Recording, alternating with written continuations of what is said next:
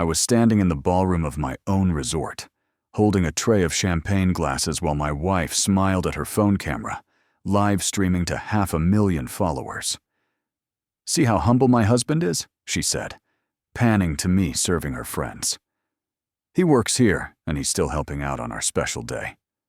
What none of them knew, not her followers, not her family, not even her, was that I owned every inch of this property.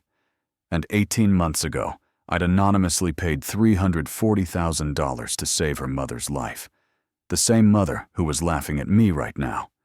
Before we get into this story, I need you to understand something. This isn't about revenge. It's about the moment when you realize the person you've been protecting doesn't deserve your protection anymore. If you've ever loved someone who made you feel small, you'll understand why I let this moment happen. Hit that subscribe button, because what you're about to hear will change how you think about love, sacrifice, and the price of hiding who you really are. Let me take you back 27 months to a community center in North Charleston on a Saturday afternoon, because that's where Marcus Williams met the woman who would teach him the hardest lesson of his life.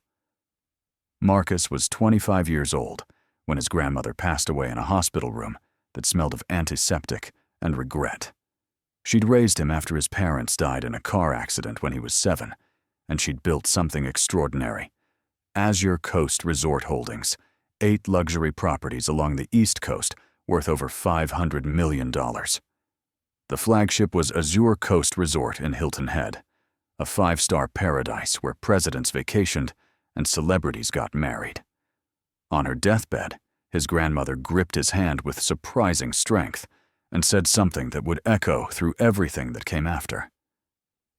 "Baby, money doesn't reveal who people are. The absence of money does. If you want to know someone's heart, let them think you have nothing. That's when you'll see everything." Marcus inherited everything at 25. The resorts, the investments, the wealth that would set up 10 generations. But he remembered his grandmother's words, and he made a decision that most people would call insane. He decided to live like he had nothing. He kept his apartment in a working-class neighborhood. He drove a 12-year-old Honda with a dent in the passenger door. He told people he was a hospitality consultant making about $60,000 a year, which was technically true. He just owned the entire company he was consulting for. He wanted to find someone who would love Marcus the person, not Marcus the heir. He wanted authenticity in a world that had taught him everyone had a price. The community center event was for underprivileged kids, providing meals and activities for families who were struggling. Marcus was there representing the resort's charitable foundation, though everyone thought he was just a mid-level employee fulfilling a corporate volunteering requirement. That's where he saw her. Jasmine Carter was 21 years old, with a smile that could light up a dark room and energy that made everyone around her feel more alive. She was serving food to families, laughing with the children, moving through the space like she belonged to everyone and no one. When their eyes met across the room, something shifted in Marcus's chest. They talked during a break, sitting on folding chairs with paper plates of food, and the conversation flowed like they'd known each other for years. She told him about growing up in North Charleston with her single mother, Patricia, who worked 3 jobs to keep them housed and fed. She talked about her dreams of becoming a social media influencer, about wanting to show people that you could build something beautiful even when you started with nothing. She talked about authenticity and connection and creating content that mattered. Marcus told her about losing his parents young, about being raised by his grandmother, who taught him that character mattered more than money, about working in hospitality and trying to make a difference. Everything he said was true. He just didn't mention that he owned the hotels instead of working in them. They started dating, and for the first 6 months, everything felt genuine. Jasmine was warm and present, always talking about partnership and building something together. She never asked him for money. She insisted on splitting bills, even when Marcus offered to pay. She seemed content with their modest dates, walks on the beach, cooking dinner in his small apartment, movie nights on his worn couch. She told him she didn't need luxury. She just needed real love. And Marcus believed her completely. He proposed after a year in that same community center where they'd met during another charity event. No fancy restaurant, no audience, just them in the place where their story started. The ring was modest. He'd deliberately chosen something simple, a 1-carat diamond that cost $3,000 when he could have bought her 10 carats without thinking about it. When he knelt down and asked her to marry him, she cried and said yes. And Marcus felt something he hadn't felt since his grandmother died. He felt like he'd found home. The wedding was small and intimate, just 40 people at a chapel in their neighborhood. Jasmine looked beautiful in a dress that cost $800, which she'd saved for by picking up extra shifts at the retail job she worked part-time while building her social media presence. Marcus's grandmother's attorney, David Chen, was there, probably the only person in the room who knew Marcus's real net worth, and he'd pulled Marcus aside before the ceremony. "You're really doing this?" David had asked quietly. "You're marrying her without telling her the truth." Marcus had been firm. "If she loves me like this, then I'll know it's real. After we're married, I'll tell her everything. But I need to know first." What Marcus didn't see during those first 6 months of marriage was the gradual shift in Jasmine's behavior. It was subtle at first, like a door opening so slowly you don't notice until it's all the way open. She started following luxury lifestyle influencers more obsessively, scrolling through photos of designer bags and exotic vacations with an expression Marcus couldn't quite read. She'd sigh and say things like, "One day we'll have this." And there was something in her voice that made Marcus uncomfortable. Not hope, but calculation. Her social media presence started growing. She'd been posting about their humble love story, the working-class girl and the hospitality worker building a beautiful life on a budget. Her aesthetic was carefully curated poverty, if that makes sense. She'd post photos of their small apartment with captions like, "Home is where the heart is, even when the walls are thin and the furniture is secondhand." She'd post pictures of Marcus in his work clothes with captions like, "My man works so hard for us, proud of this king."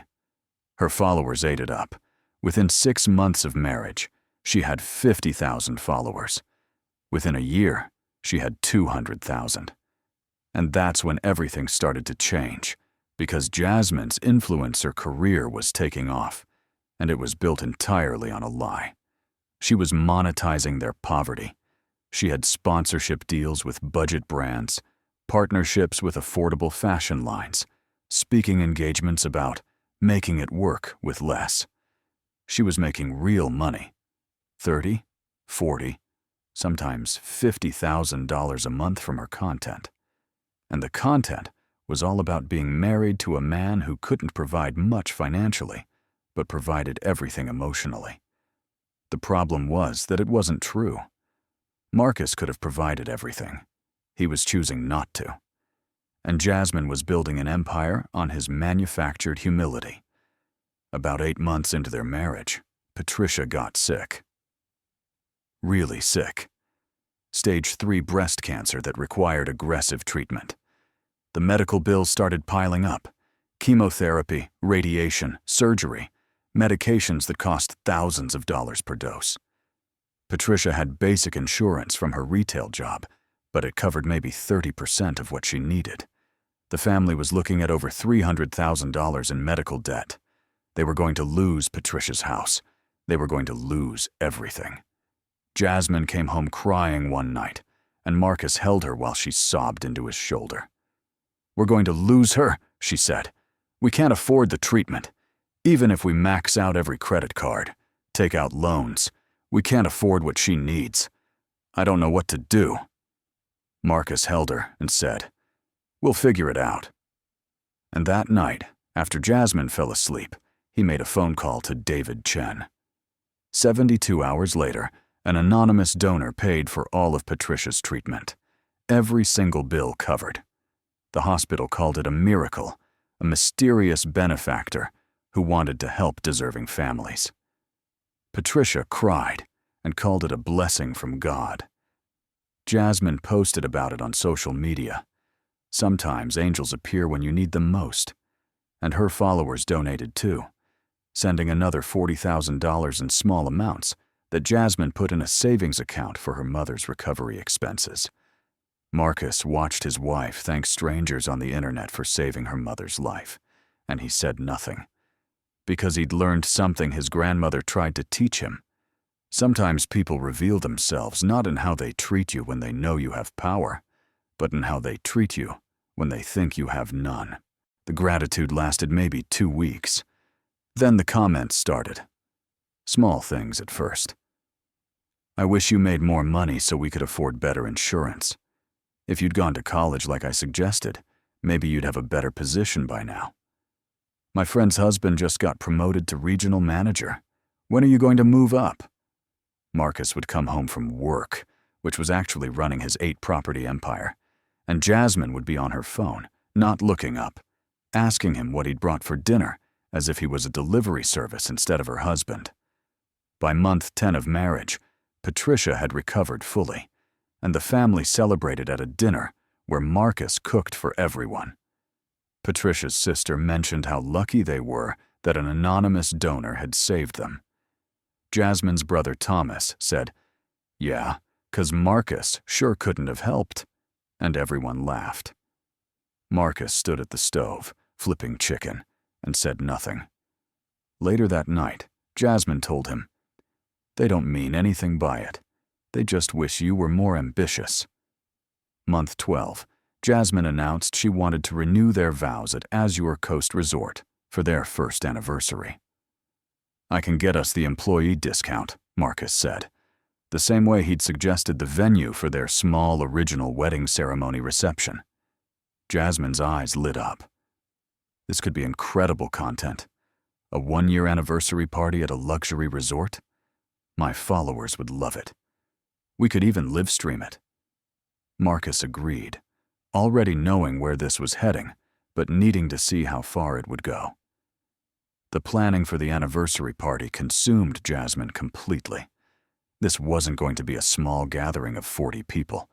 This was going to be a production. She invited 200 people, her family, her friends, her growing social media network.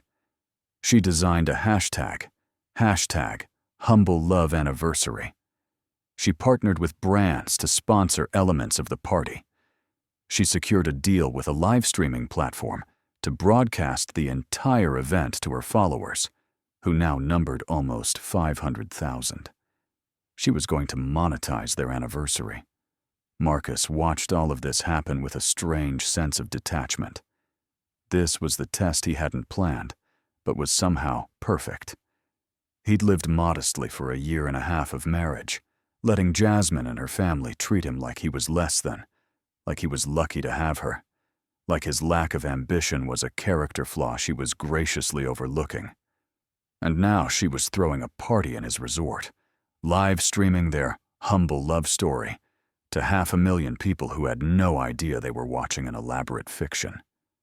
3 days before the anniversary party, Jasmine sat Marcus down in their apartment with a serious expression. "I need you to do something for me at the party," she said.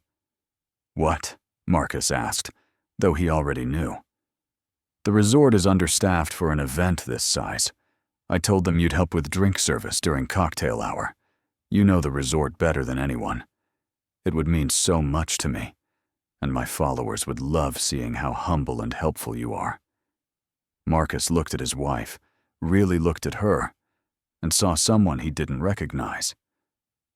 "You want me to serve drinks at our anniversary party?"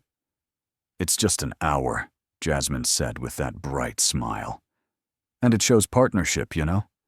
Shows that we work together, that you're not too proud to help out." "It's great content," Marcus agreed, because at that point, what else could he do? The test he hadn't designed had designed itself. His wife was going to make him serve drinks at their anniversary party in his own resort, in front of 200 guests and 500,000 live stream viewers, all while building her brand on the lie that he was a humble hospitality worker who couldn't provide much, but tried his best. The morning of the anniversary party, Marcus did something he hadn't done in 18 months. He went to his real office, the executive suite at Azure Coast headquarters that overlooked the ocean, where his name was on the door and his grandmother's portrait hung on the wall. He sat at the desk where he'd signed acquisition documents for 3 new properties in the last year, growing his empire, while Jasmine told the world he had no ambition. He called David Chen. "It's time," Marcus said. "Today?" David asked. "Today," Marcus confirmed. "Prepare everything. Annulment papers based on fraud, documentation of all anonymous donations to her family, records of her influencer income based on material misrepresentation of our financial status, and call the resort staff. Tell them what's going to happen tonight." By 5 that evening, Azure Coast Resort was transformed into something out of a magazine. Jasmine had spared no expense. Ironic, since she thought she was spending Marcus's employee discount, not realizing he'd instructed his staff to give her anything she wanted and bill it to his personal account. The ballroom could hold 300 people, and it was decorated with flowers that cost $30,000, a band that charged $20,000 for the night, and catering that would run another $40,000. The total cost of Jasmine's humble anniversary party was going to be close to $200,000. Marcus had paid for all of it, and she had no idea. The guests started arriving at 5:30. Patricia came in a new dress, healthier than she'd been in a year, glowing from her full recovery that Marcus had paid for anonymously. Thomas came with his wife, driving a new car he'd been able to buy because Marcus's foundation had given him a small business loan to start a landscaping company, another anonymous donation. Jasmine's friends filled the space, all of them influencers and content creators, all of them with phones out, ready to capture every moment for their audiences. At 6 o'clock, Jasmine started her live stream. 500,000 people tuned in to watch the humble love story continue. "Hi everyone," Jasmine said to her phone, panning across the gorgeous ballroom. "Welcome to our first anniversary celebration. Can you believe this venue? Marcus got us such an incredible discount because he works here. Isn't it beautiful?" The comments flooded in. Heart emojis, congratulations. People saying how lucky she was to have a man who worked so hard. Jasmine was glowing, feeding off the attention, the validation, the carefully constructed image of herself as a woman who'd found love despite poverty. Then she turned the camera to Marcus, who was standing near the bar, and her smile got even bigger. "And look at my amazing husband. He's going to help serve drinks during cocktail hour because that's just the kind of man he is. Humble, helpful, always putting others first." The live stream viewers ate it up. Thousands of comments praising Marcus for his humility, praising Jasmine for appreciating a real man, praising their authentic love. Marcus picked up a tray of champagne glasses, and for the next 45 minutes, he served drinks to 200 guests and 500,000 virtual viewers, all of them thinking they were watching a beautiful example of humble love. He moved through the ballroom of his own resort, serving champagne in his own establishment, while his wife narrated for her audience. "He knows this place so well. He's been working here for years. I'm so proud of how hard he works for us." Patricia's table was near the front. As Marcus approached with the tray, she didn't even look at him, just took a glass without acknowledgement, continuing her conversation with her sister about how blessed they were that Jasmine had married someone steady, even if he wasn't going anywhere career-wise. Marcus heard every word. He served them with a smile and moved on. Thomas's table was next. As Marcus offered drinks, Thomas made a joke to his friends. "Hey, at least my brother-in-law gets to work in a nice place, right? Could be worse." Everyone laughed. Marcus kept serving. Jasmine's influencer friends were the worst. One of them actually snapped her fingers at Marcus for more champagne, not even looking away from her phone. Another made a comment about how cute it was that Jasmine's husband was helping the staff. Marcus absorbed it all, every dismissive comment, every condescending look, every moment of casual cruelty from people who thought he was beneath them. At 7 o'clock, Jasmine gathered everyone's attention for what she called a special moment. She had Marcus stand next to her while she addressed the crowd, her phone camera still streaming to 500,000 viewers. "I just want to say something to my amazing husband," she said, taking his hand. "Marcus, you work so hard. You're so humble. You never complain, even though I know you wish you could provide more for us." Marcus felt his jaw tighten, but he kept his expression neutral. "I know you've been working at this resort for years, and I know you want to move up. So I have a surprise for you." Jasmine turned to the crowd and the camera. "We're going to ask Marcus's boss to come to the party and talk about a possible promotion." The room applauded. The livestream comments exploded with support, and Marcus felt something click into place. This was it. This was the moment his grandmother had warned him about. This was when the absence of money revealed everything. Jasmine had just decided, on her own, without asking him, to publicly put him in a position where he'd have to beg for a promotion at a party celebrating their marriage. She was going to make him perform humility for her content, for her brand, for her followers. She was going to make 500,000 people watch him ask for career advancement in his own company. "Jasmine," Marcus said quietly, "that's not necessary." "Of course it is," she said brightly, squeezing his hand. "You've been working so hard. Let's see if we can get you that management position you've been wanting." Marcus had never mentioned wanting a management position. He'd never mentioned wanting any position, because he already held the highest position there was. "Jasmine," he said again, firmer this time, "I don't think—" "Where's the resort manager?" Jasmine called out, looking around the ballroom. "Is Marcus's boss here? Can we talk to him about my husband's career prospects?" The resort general manager, Michael Torres, was standing near the back of the room. He was a good man who'd worked for Marcus for 3 years, who'd received several promotions and raises in that time, who'd been fully briefed by David Chen 2 hours earlier about what was going to happen tonight. He approached slowly, and Marcus could see the discomfort in his eyes. Michael knew exactly who signed his paychecks. "Ma'am," Michael said carefully, "I'm not sure this is the right time." "Please," Jasmine said with her influencer smile, the camera still pointed at the interaction. "My husband works so hard. He's been at this resort for years. Isn't there some way he could move up? Maybe to supervisor or management?" The ballroom had gone quiet. 200 people and 500,000 livestream viewers were watching this interaction. Patricia looked proud of her daughter for advocating for her husband. Thomas was nodding approvingly. Jasmine's friends had their phones out, capturing the moment from multiple angles. And Marcus stood there in his own resort, watching his wife ask an employee to consider him for a promotion. "Jasmine," Marcus said, his voice level and calm, "I need to tell you something." "Hold on, babe," she said, not looking away from Michael. "Sir, can you at least consider him? He deserves—" "Jasmine." Marcus's voice cut through her pitch. Something in his tone made her finally look at him, really look at him, and see something in his expression that made her smile falter slightly. "I need to tell you something," Marcus repeated, "and I need everyone here to listen." The livestream chat was exploding with curiosity. Jasmine lowered her phone slightly but kept recording.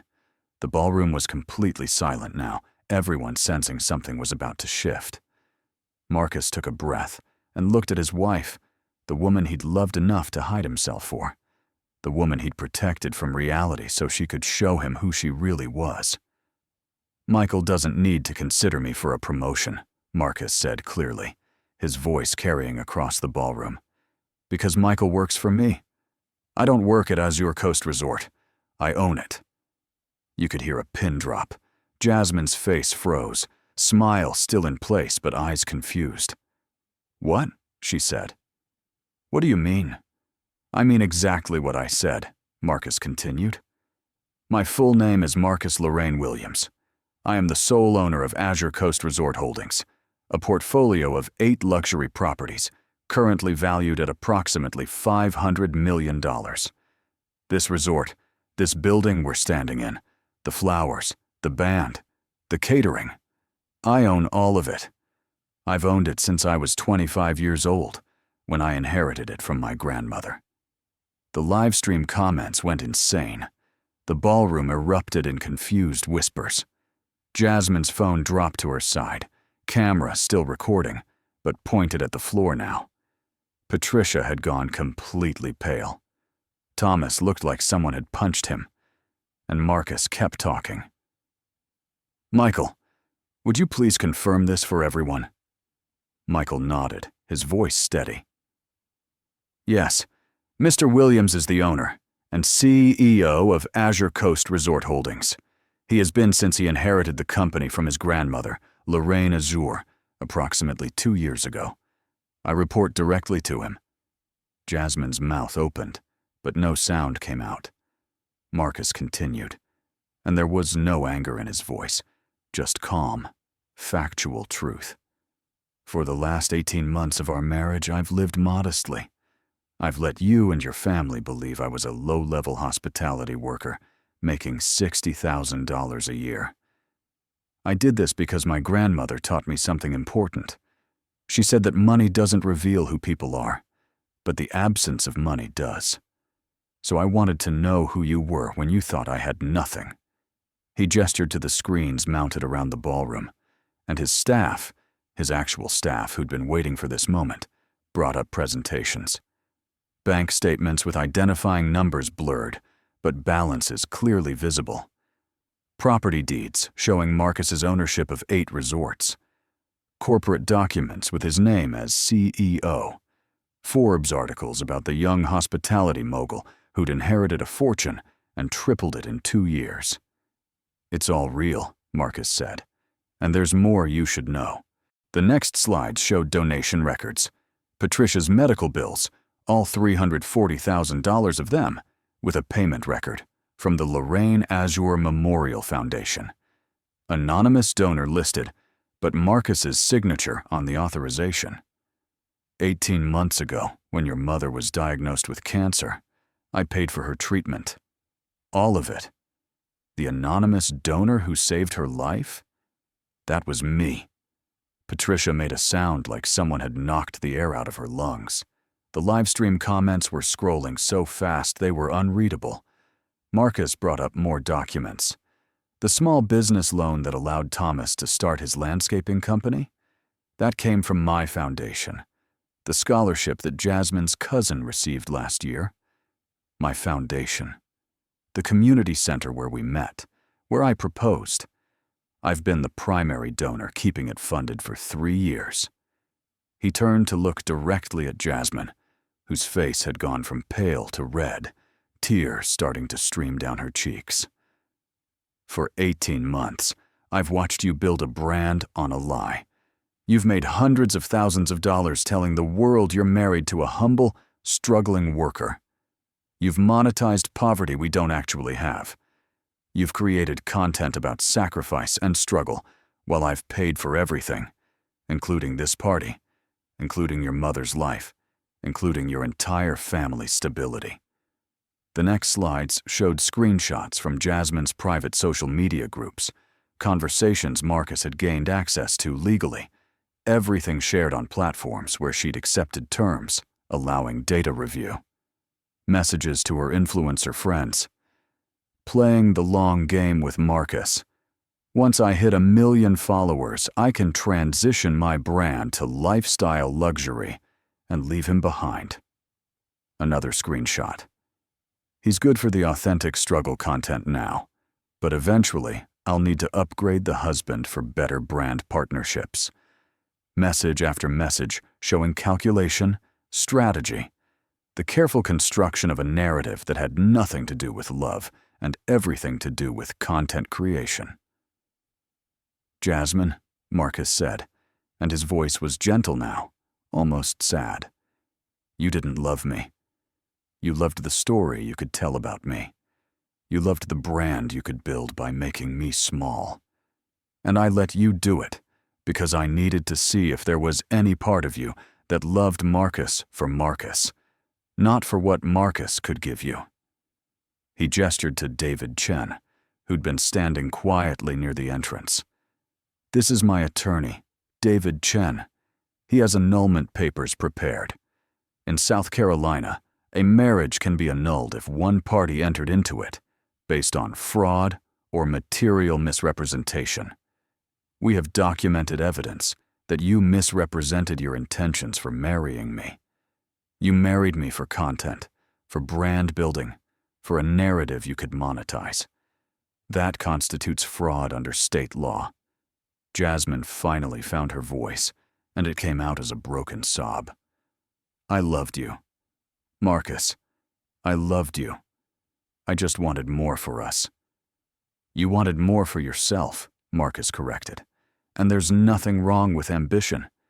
But you built your ambition by making me serve drinks in my own resort in front of 500,000 people. You built it by letting your family mock me for months while I paid for their survival. You built it on humiliation and lies.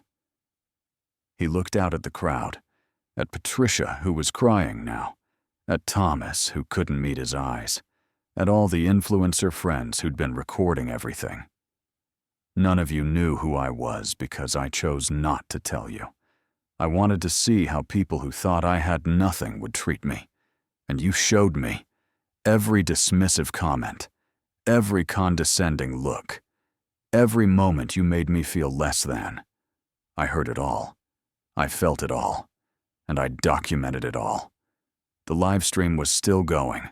500,000 people had just watched this unfold in real time. The chat was chaos. People defending Marcus. People defending Jasmine. People saying it was all fake. People saying it was the realest thing they'd ever seen. Marcus's phone was probably blowing up with media requests already. This was going to be everywhere by morning. The party is over, Marcus said simply.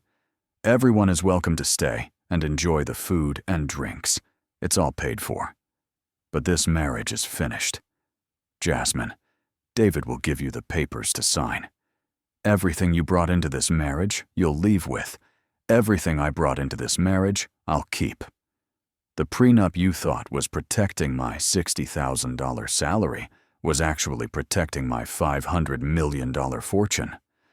The irony is almost beautiful. Jasmine sank into a chair, her phone finally dying in her hand, her live stream ending abruptly after broadcasting the most spectacular influencer downfall in social media history. Her carefully constructed brand had just imploded in front of everyone. Marcus walked over to Michael Torres. Make sure everyone gets home safely, he said quietly, and thank you for your professionalism tonight. Michael nodded, his eyes respectful. Of course, sir. Marcus left his own anniversary party at 7:45, walking out of the ballroom while 200 guests sat in stunned silence. He drove to his real home, not the modest apartment Jasmine thought they shared, but the beachfront house 5 miles away that he'd bought the year before, a 3,000-square-foot space with floor-to-ceiling windows overlooking the ocean. He poured himself a drink, expensive whiskey from his grandmother's collection, and he sat on his deck listening to the waves. His phone was vibrating constantly. News outlets, friends, business associates. He turned it off. This moment was his, and he'd earned it through 18 months of being small so that the people around him could show their true size. The next 72 hours were a whirlwind. The live stream had been recorded by thousands of viewers and was spreading across every platform. Humble Husband reveals he's actually a $500 million resort owner, went viral with 50 million views in 2 days. News outlets were calling it everything from the greatest long game ever played to emotional manipulation disguised as justice. People were divided. Some said Marcus was a genius who'd protected himself. Others said he was cruel for letting it go on so long. Marcus didn't engage with any of it. He released one statement through David Chen. "I lived modestly to find authentic love. I found authentic deception instead. I have no regrets about my choices." Jasmine's influencer career imploded spectacularly. She lost 300,000 followers in the first week. Brand partnerships terminated immediately. No company wanted to be associated with someone who'd built their entire platform on a lie. Her remaining followers felt betrayed, manipulated, used. The woman who'd preached authenticity and humble living had been married to a half-billionaire the entire time, profiting from a manufactured struggle. She released a tearful apology video that made things worse. "I didn't know," rang hollow when screenshots of her private messages showed she'd been planning to upgrade husbands once her follower count hit 1 million. Patricia's recovery from cancer, which had been celebrated as a miracle and blessing, now had people asking uncomfortable questions. If Jasmine knew Marcus had money, did she let her mother suffer to maintain the humble brand? The truth, that Jasmine genuinely hadn't known about Marcus's wealth or his anonymous donation, didn't matter. The narrative had shifted. She was the villain now, and no amount of explaining could change that. Thomas's landscaping business took hits when people learned it had been funded by the man his family had mocked. His customers started canceling, saying they didn't want to support someone who'd been so ungrateful to his benefactor. Within 6 weeks, the entire family structure had shifted. Patricia, to her credit, did something surprising. She showed up at Marcus's real office, not sneaking in, but scheduling an appointment properly through his assistant. When she sat across from his desk, she looked older, smaller, humbled. "I don't deserve your time," she said quietly. "But I needed to say this to your face. Thank you for saving my life. And I'm sorry for every cruel word, every dismissive comment. I was wrong about you. We all were."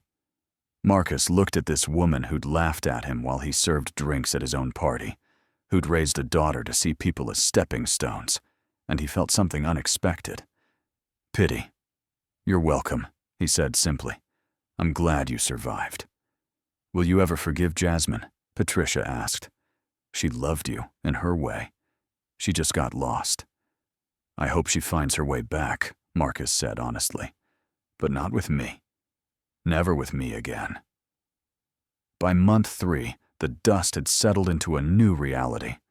Jasmine had moved back in with her mother, her influencer career gone, working a regular job at a marketing firm making $50,000 a year. Good money, but nothing like the income she'd been generating from her lies. She'd posted one final message to her remaining 100,000 followers. "I'm sorry for the person I became. I'm taking time to figure out who I am when no one's watching." Then she'd deleted her accounts entirely. Marcus heard through mutual acquaintances that she was in therapy, genuinely working on herself, but he didn't reach out. Some chapters close, and trying to rewrite them just smudges the ink. Marcus's life transformed in ways he hadn't expected. The viral moment had made him unintentionally famous, and he decided to use that platform intentionally. He gave his first major interview to a business magazine, talking not about Jasmine, but about his grandmother's philosophy on wealth and character. He announced the expansion of the Lorraine Azure Memorial Foundation, which would fund medical treatment for families facing catastrophic healthcare costs. He donated $5 million to community centers in working-class neighborhoods across 3 states. He stopped hiding his wealth, but he also stopped letting wealth define him. 6 months after the anniversary party, Marcus stood in that same community center where he'd met Jasmine. But this time, there were 200 kids present for the grand opening of a new wing he'd funded. Art rooms, music studios, a computer lab, a full kitchen for cooking classes. Everything those kids needed to explore potential they didn't know they had. A teenage girl approached him, maybe 14, clutching a painting of the city skyline. "Mr. Williams," she said nervously, I just wanted to say, thank you for this place." Marcus smiled and looked at her painting. The way light caught on windows, the way shadows fell between buildings, the life captured in careful brushstrokes. "That's beautiful," he said honestly. "The way you captured the water. It feels alive." The girl beamed and ran back to her friends, and Marcus felt something in his chest loosen. This was what mattered. Not revenge, not vindication, not watching people who'd hurt him suffer consequences they'd brought on themselves. Just this. Opportunity given freely. Beauty nurtured without expectation. Life lived authentically without hiding who you are or calculating who people think you are. He thought about his grandmother in that hospital room, gripping his hand, warning him about the revealing power of absence. She'd been right, but she'd left out one thing. Yes, the absence of money reveals character, but the presence of money, handled correctly, reveals purpose. Marcus had learned both lessons. 1 year after the anniversary party that ended his marriage, Marcus was featured on a podcast about entrepreneurship and authenticity. The host asked the question everyone wanted answered. "Do you regret how you handled it? Do you think you were wrong to test her?" Marcus thought carefully before responding. "I don't regret protecting myself. I don't regret learning the truth. But I do regret that I had to test her at all. I regret that I didn't trust my own instincts earlier. There were signs from month 1 of marriage that she was changing, that the person I'd fallen in love with was becoming someone who saw me as content, not as a partner. I saw those signs, and I ignored them because I wanted the story to be different. But the test itself," the host pressed, "some people say it was manipulative." "Some people are right," Marcus said honestly. "I manipulated the circumstances to reveal truth. That's not clean or simple or purely righteous. But I also know that if I'd just revealed my wealth without that moment, Jasmine could have claimed she would have loved me anyway. She could have said she was planning to tell me I should pursue my dreams, that she believed in me, that she was about to encourage me to take risks. The test removed ambiguity. It showed, on live stream to 500,000 people, exactly who she'd become when she thought I had nothing. And yes, that was harsh, but it was also true. The interview went viral too, because people love a story that doesn't have clean villains and heroes. Some of the comments defended Marcus completely. He protected himself and exposed a fraud. Others criticized him harshly. He played games with someone's heart and called it justice. Marcus read some of them and felt what his grandmother must have felt. The understanding that truth is complicated, that protection and cruelty can live in the same action, that you can be both right and wrong simultaneously. 18 months after the anniversary party, Marcus received a letter, handwritten, forwarded through his attorney because Jasmine didn't have his real address. He almost threw it away without reading it, but curiosity and maybe a small part of him that still remembered loving her made him open it. The letter was short, written in Jasmine's careful handwriting. "Marcus, I don't expect you to respond to this. I don't expect anything from you ever again. I just needed you to know that I understand now. I understand that I loved an idea of us, not the real us. I loved the narrative, the brand, the story I was telling. I loved being the woman who could make it work with less, who could turn struggle into beauty. I loved the attention and validation that came from playing that role. And I lost you, the real you, in the process. You were right to test me. You were right to protect yourself. And you were right that I didn't deserve your truth until I could handle it without trying to monetize it. I'm sorry for everything. I hope you found what you were looking for. I hope someone sees you completely and loves you fully. You deserved that. You always deserved that. I just wasn't the person who could give it to you." Marcus read the letter 3 times, And then he did something he hadn't done in 18 months. He cried. Not for the marriage they'd lost, but for the people they'd both been when they'd met in that community center.